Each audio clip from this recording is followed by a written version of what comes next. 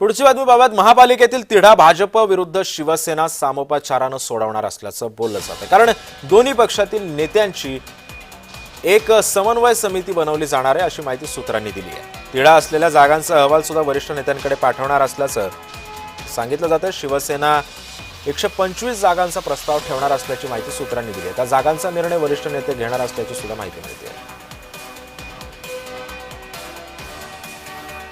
आणि या संदर्भामध्ये बोलण्यासाठी माझा सहकारी कुणाल भोईटे सध्या आपल्या सोबत आहे। कुणाल, 125 जागांची अट ठेवलेली आहे अशी माहिती आता सूत्रांकडून मिळते। या जागांवरती काय महायुतीमध्ये शिक्कामोर्तब होऊ शकतं का?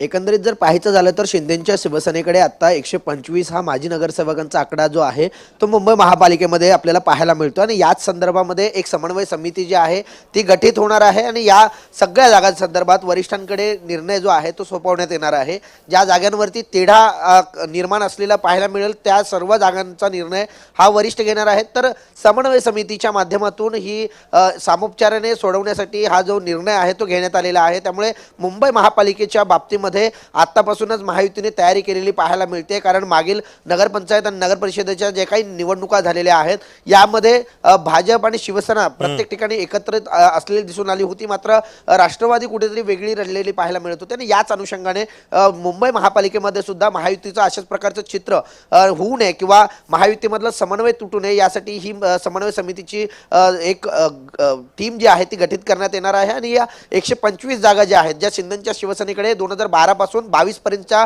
जे काही माजी नगरसेवकांचा आकडा आहे या संदर्भात देखील एक मोठा निर्णय होण्याची शक्यता आणि 125 जागा ज्या आहेत त्या या भाजपच्या वरिष्ठ नेत्यांकडे देखील पाठवण्याची शक्यता आहे। नक्कीच कुणाल, तू सोबतच राहा, मला आणखी काही बातम्यांचे अपडेट्स तुझ्याकडून घ्यायचं।